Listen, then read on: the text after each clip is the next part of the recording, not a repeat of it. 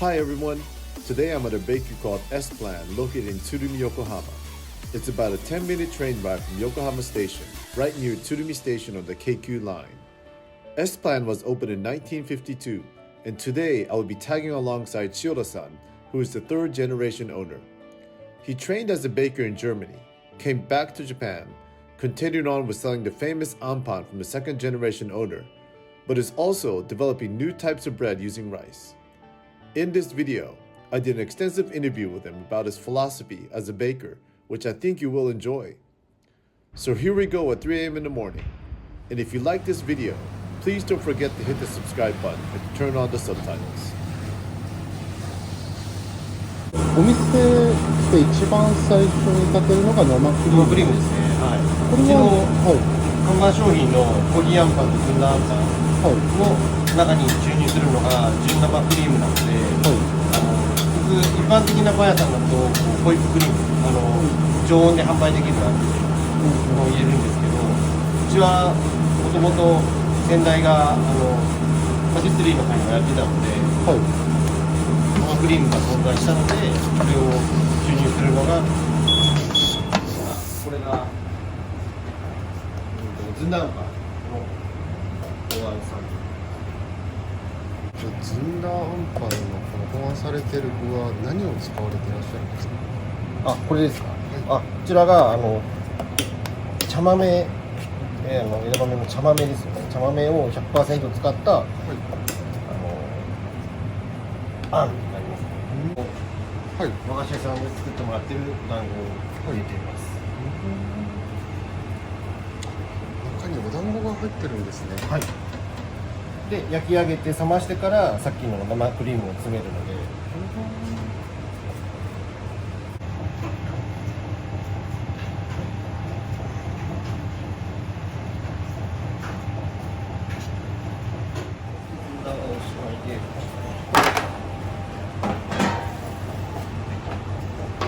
次は一番人気の看板商品のコーヒーあんパンの方は。長い歴史のあるパン屋さんっていうふうに聞いたんですけども、いつ頃から創業されたんですか？創業は1952年ですね。はい。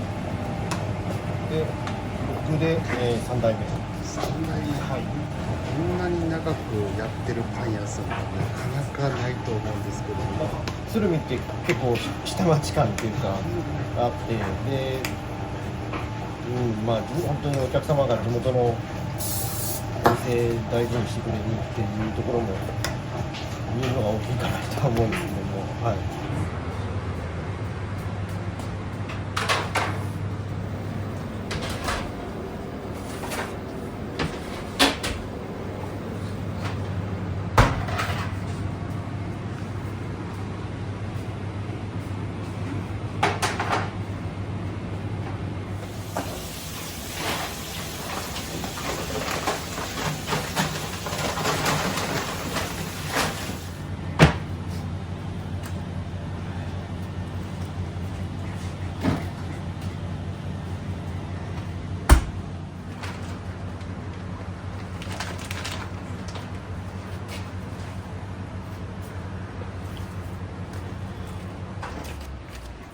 湯種と中種ですね。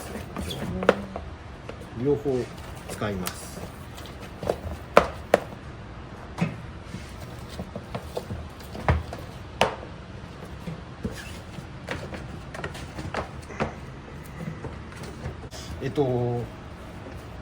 中種は本当に米ごと塩とこ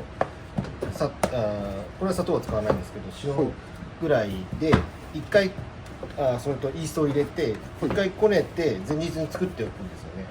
それで、発酵の時間、そうすると取れるわけですよ。これはもうすでに発酵している状態なので、それを使うことで、普段だったら例えばじゃあここから4時間ぐらいしか発酵取らないよねっていうところを、その発酵時間を保管するというか、付与するために中種法っていうのは日本では結構長く使われているんですけども、田さん自身はこの道に入られてどれくらい経つんですか？どれだろう、僕は大学卒業して、はい。それでそのままドイツ行ってるんですよ。ドイツはい、ドイツのベルリンに修行に行って、パンの修行ですか？はい、飛び込みでパン屋さんに入れてもらって、もう繰り返すっていう。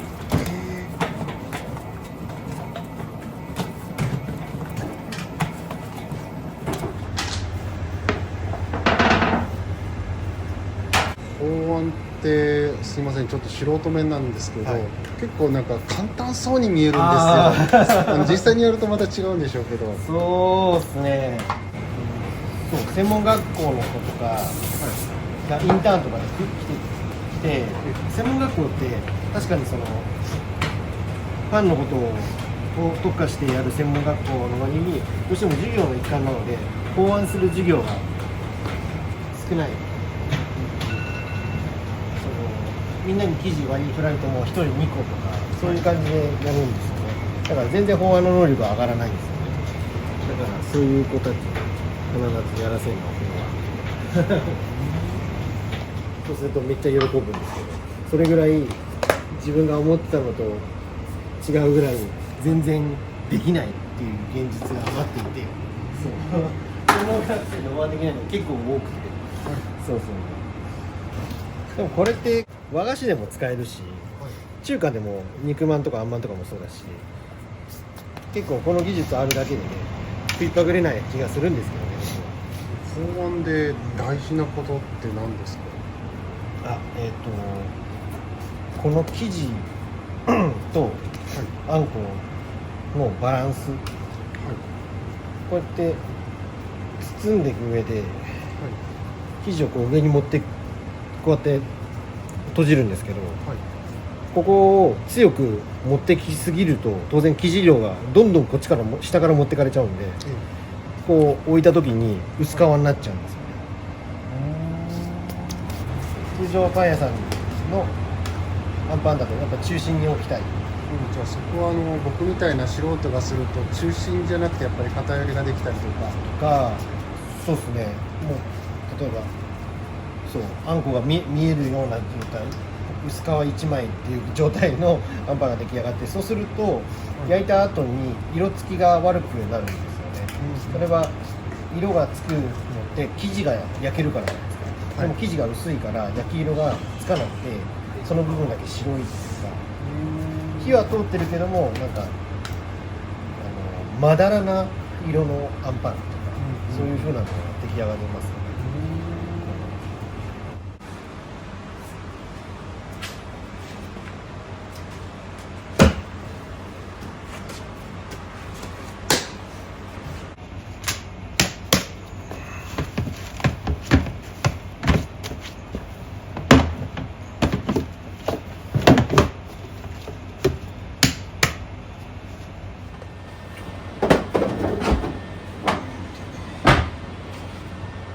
一番リッチな、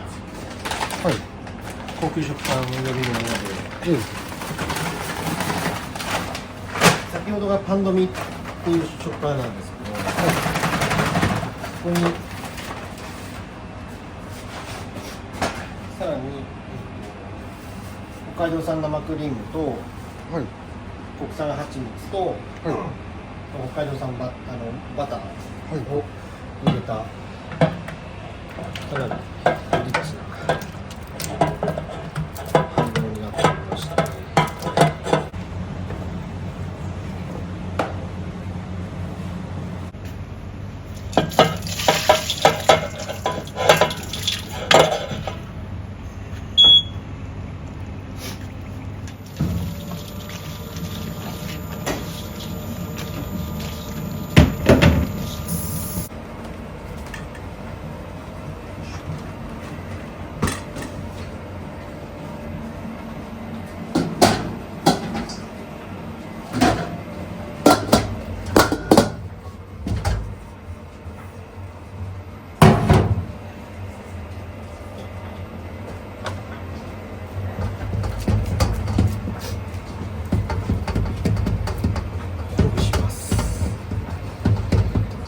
この後一旦冷蔵庫で冷やすんですね。冷やしやすいように真ん中ドーナツ状にしておくと。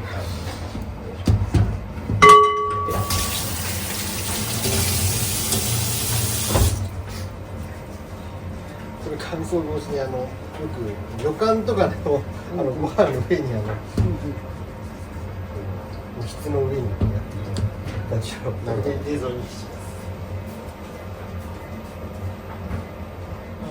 間にこうツナサラダを入れたものを巻くっていう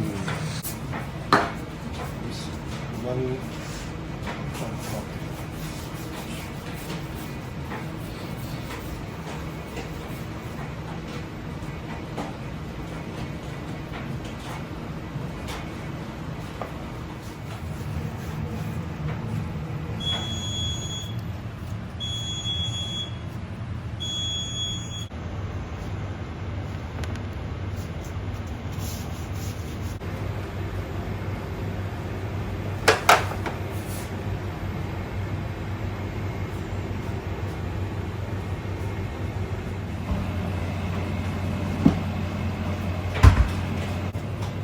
今度は焼きカレーパンです。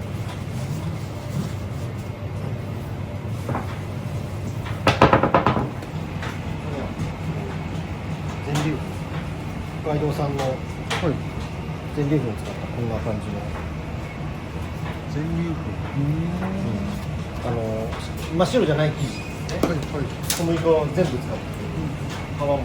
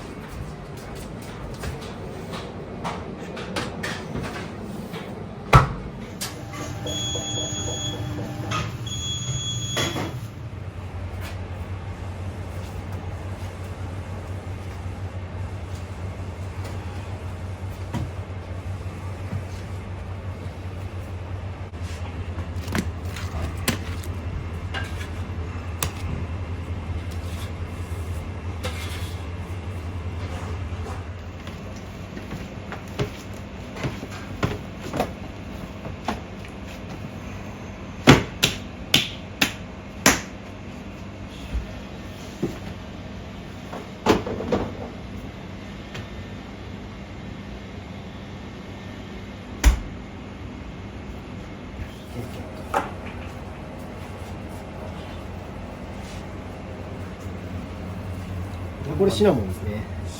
はい、シナモン入れちゃいます。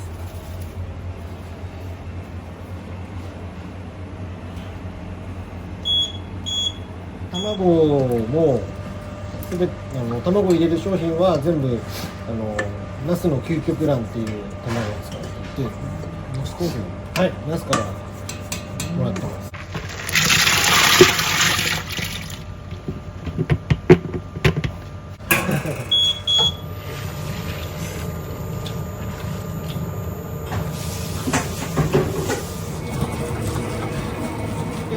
カレーを詰めたカレーパンの生地、カレーパンだけじゃないんですけど、いわゆるソフトフランスパンって言われる分類に入るんですが、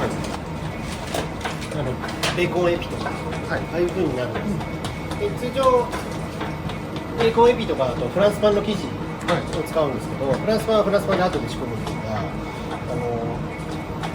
ある時からうちはそのベーコンエピとかそういう小物系のフランスパンはもう別に仕込んで、しかもソフトフランスみたいな感じで生クリームとか牛乳とかも入れた割と歯切れのいい生地にしたんですよ。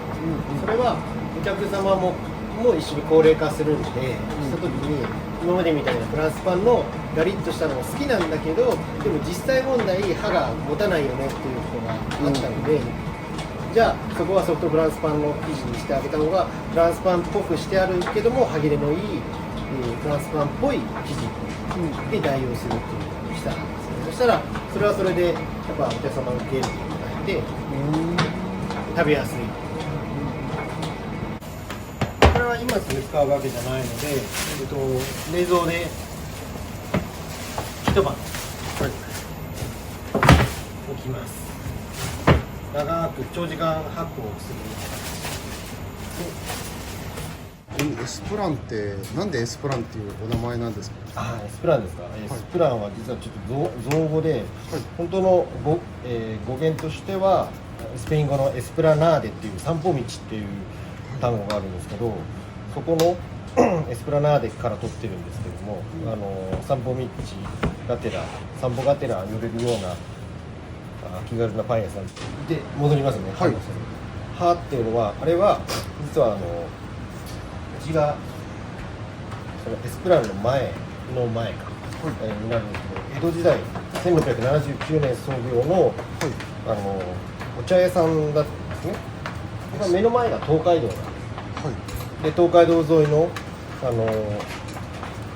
お茶屋さんとして創業しているのがきっかけで、そのサボテン茶屋のサボテンっていう字が王樹と書いてサボテンっていうのがうちの屋号でありまして、で私のひいひいじいちゃんの時代になっちゃうのでそれでも明治ともに閉じちゃっていたんですけども、またうちの父とも、先代の父ともずっとなんかそれを再びやりたいねなんていうのをずっと話していて、で昨年、この店内リニューアルの際に、どうせ買えるんだったらちょっとそこら辺そういう昔の時代背景ストーリーも話しながらリンクさせられればいいなと思ってサボテン茶屋っていうのと、エスプランっていうのをこう合わせた感じに変えました。レーズンが2種類入ってます。シナモンの生地でしたよね。はい。シナモンの生地にレーズンが2種類。そうです。でレーズンブレッドですけども、これもラム酒漬けされたラム酒漬け。はい。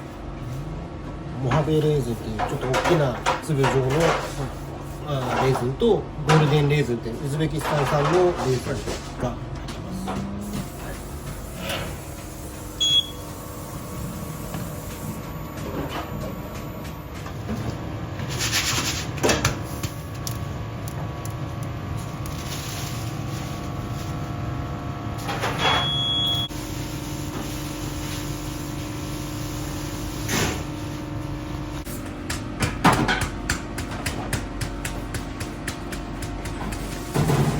社長が多分提携してたやつですかね。最近。乾パン。そうですね。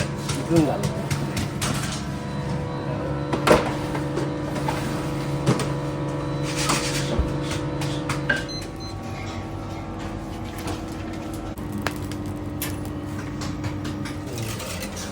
麹ですか？これ変えてみます。もうちょっと待ってください。あ、お酒の匂いがしますね。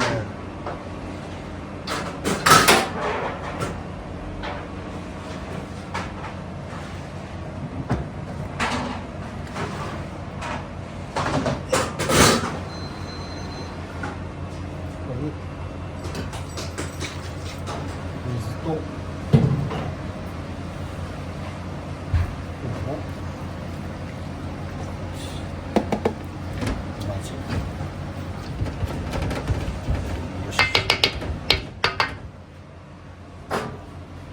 これをラップして今度は発酵させるので温かいところに入れます。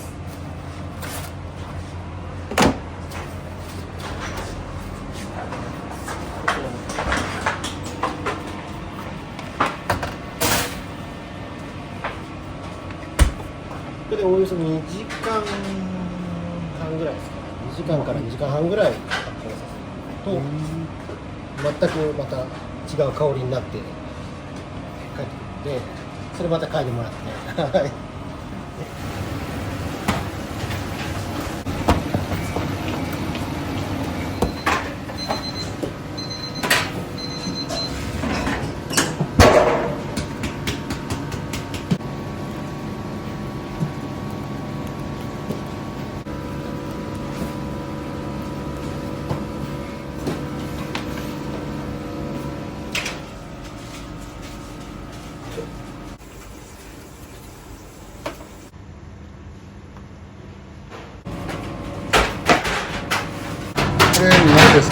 ちらかぼちゃのマフィンになりますね。マフィン機にかぼちゃのパウダー混ぜて、はい。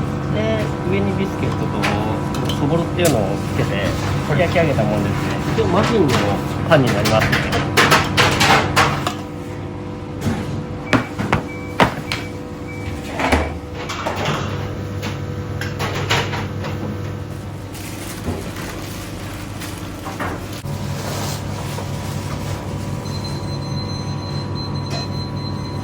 これ何ですか？これはクロワッサンダマンドですね。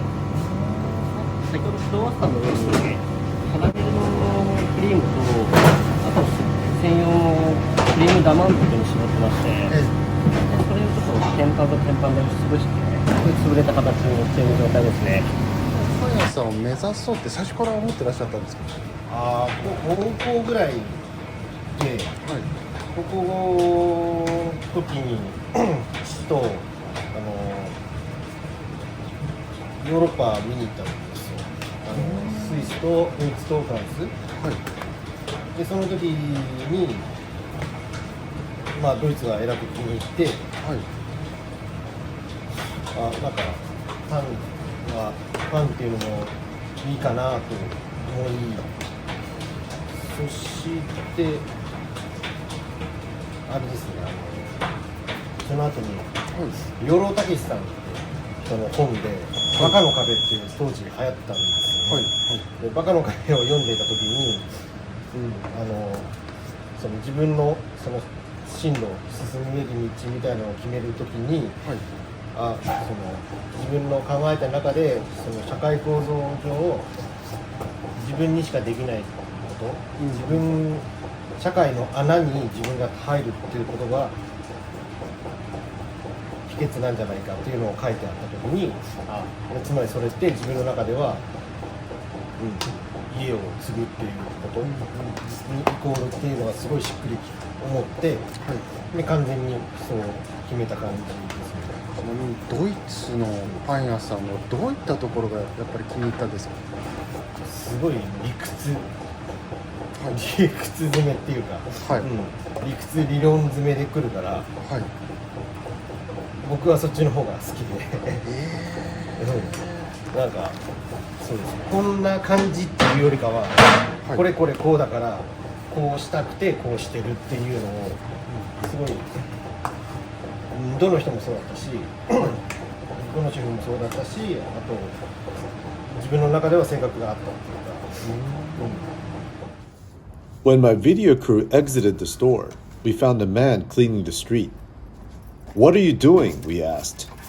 放送されてらっしゃるんですか30年？30年。お客様の、迎える仕事なんで、玄関先を自分の自宅の玄関先はきれいにするじゃないですか、それと同じようなことで最初考えて、一人でもお客さんを増やしたいなと思った時に、やっぱり店先がきれいな方がいいと、したら商店街の入り口が良かったらもっといいよねって。He is, in fact, Shioda-san's father, the second generation owner of the bakery. Seeing this, I understood why S-Plan has lasted for over 70 years. And yes, I believe S-Plan will go on for many more generations to come.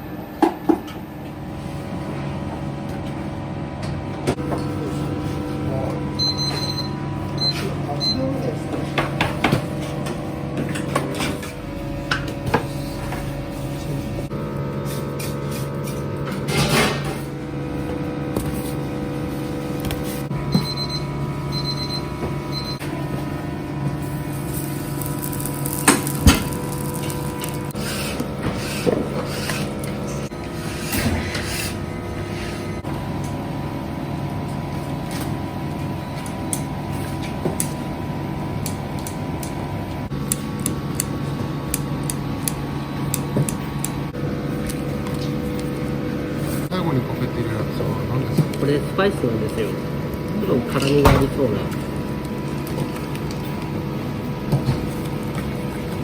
ちなみにこれは何ですか？これにちょっとカレー粉を混ぜたオリーブオイル。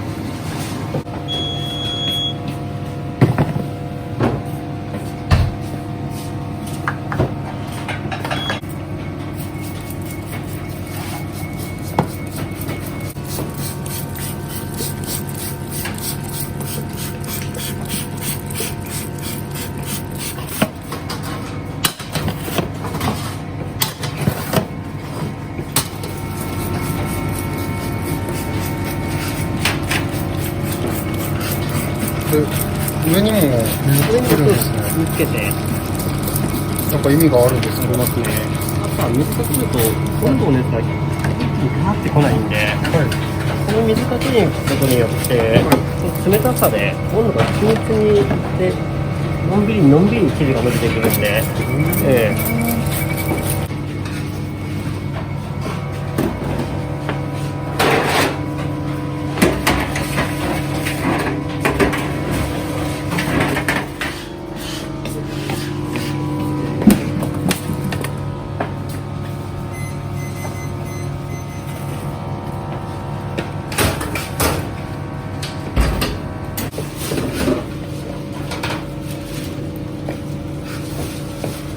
中に包まれてるプディングって何ですか？リンゴのプレザーブですね。プレザード。プレザーブです。をバターとバターとシナモンでちょっと煮込んで、それを今、丸めます。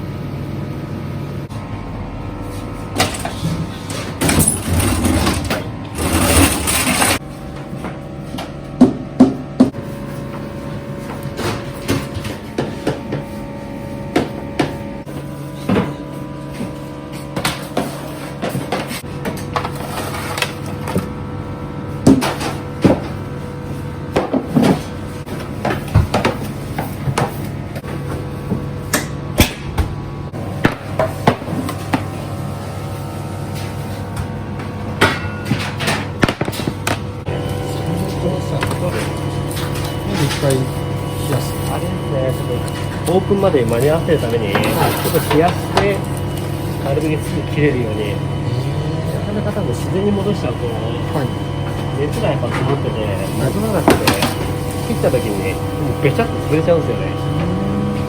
なので、一回ちょっと冷やして30分ぐらいですかね、それですぐ切れる状態にしてあげて、でまあ、オープンまでに間に合わせるっていう。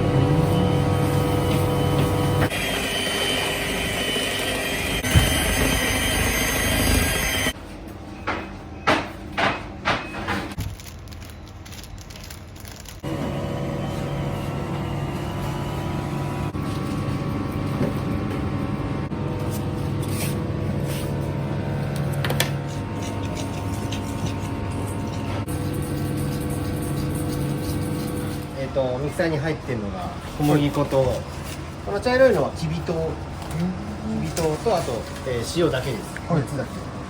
でさっきの、発酵させて冷やしておいたな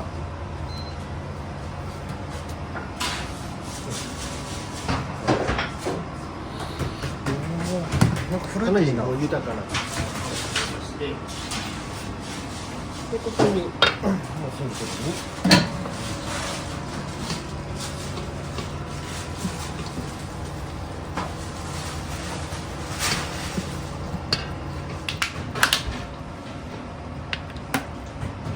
これも焼きごま油ですね。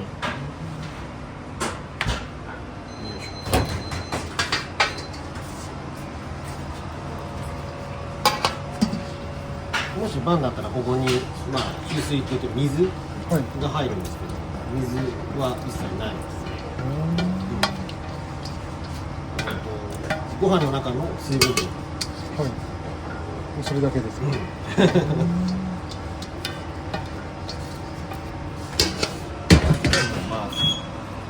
回すのもめちゃめちゃ短いです。全部で2分ぐらいなんで。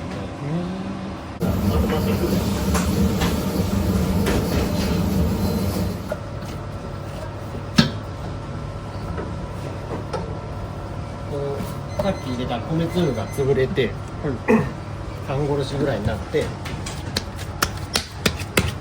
それが生地をつなげてるみたいなぐらいのレベル。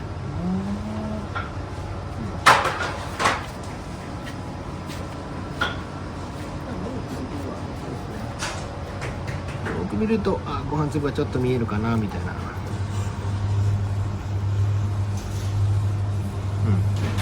よくパンの生地がこね上がった時に、こうやってやってこうやって膜をこうやって見たりするんですけど、つながるわけないんですよ。ないんだから、そんなのグルテン形成してないし、ご飯が阻害してくるから、そんなことできない。でこれでもう一晩、これ一晩寝かすんですか？そうです。ちょっと見えにくいんですけど、ご飯粒の後、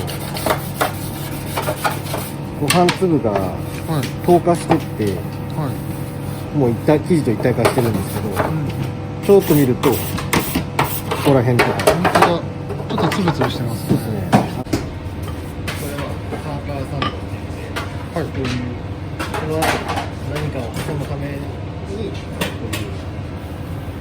成形にしていって、で油塗ることで生地がくっつかないので、焼き上がった後に貝殻ちょっとこれ油何使ってらっしゃるんでしたっけ？太白ごま油。太白ごま。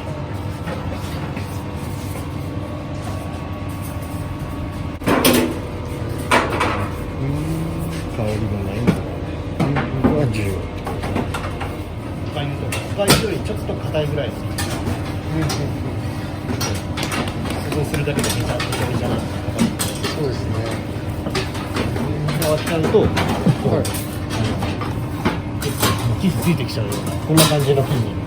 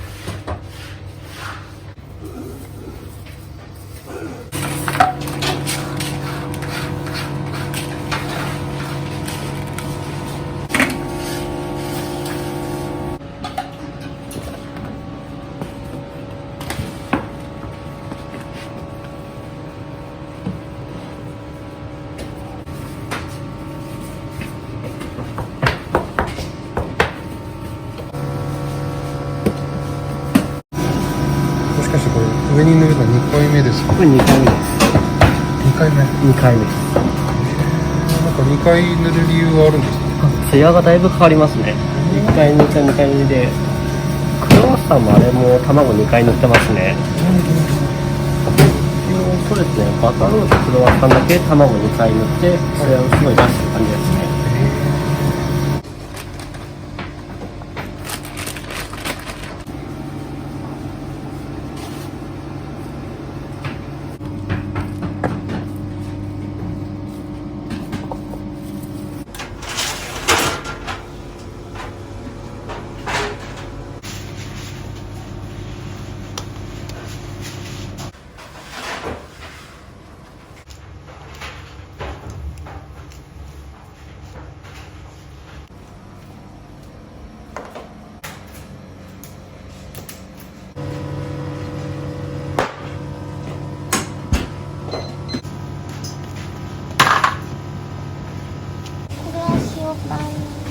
塩パンの生地。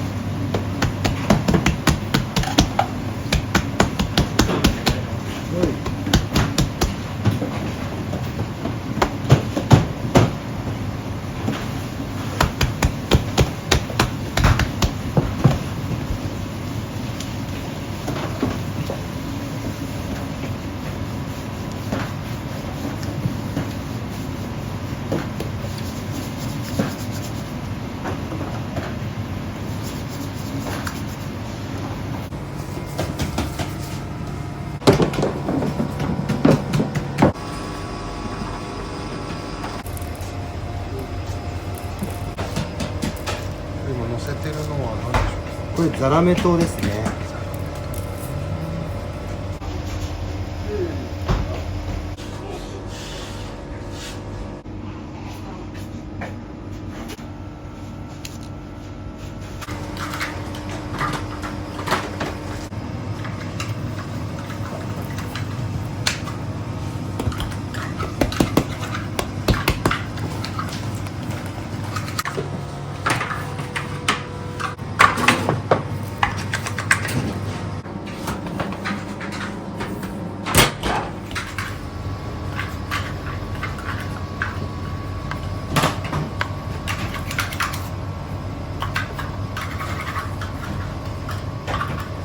カレーですね。これビーフシチューですね。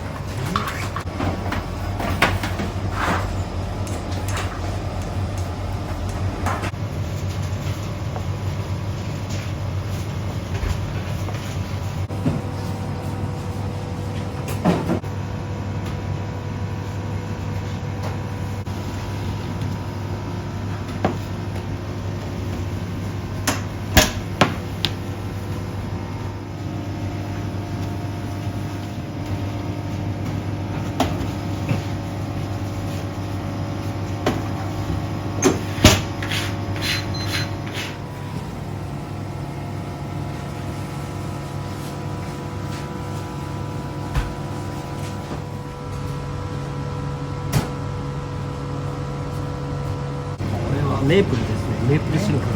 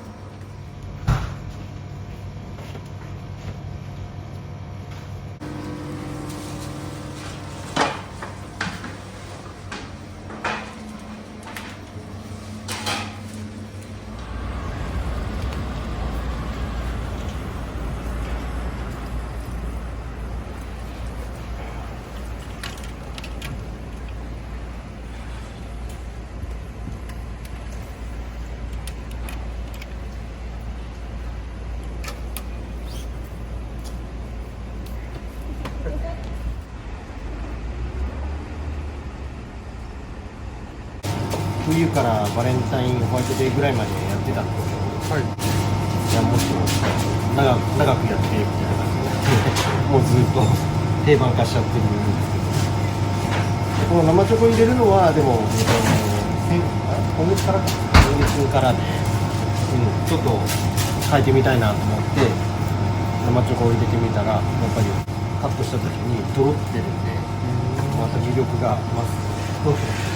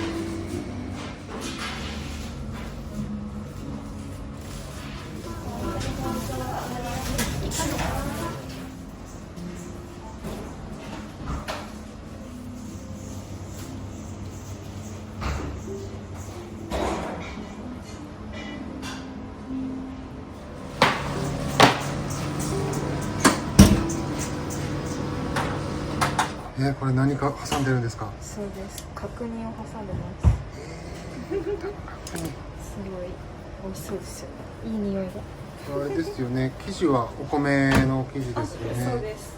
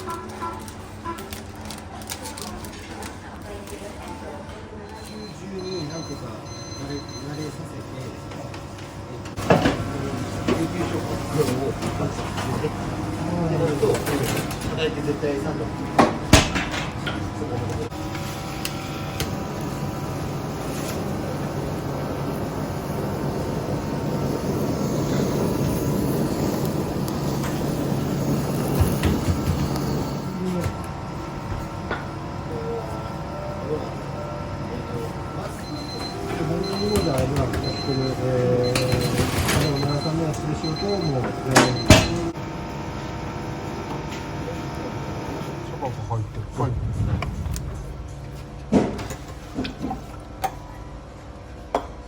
ではミルクフォームを作ってもらってで、いいですか？大丈夫ですか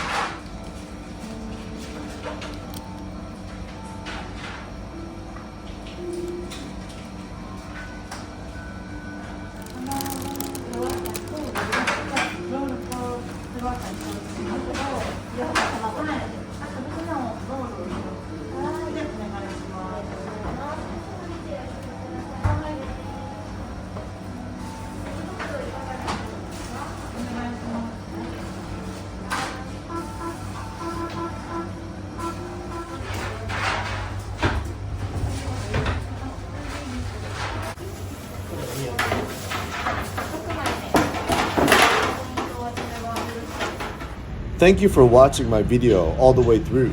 And if you like it, please don't forget to hit the subscribe button.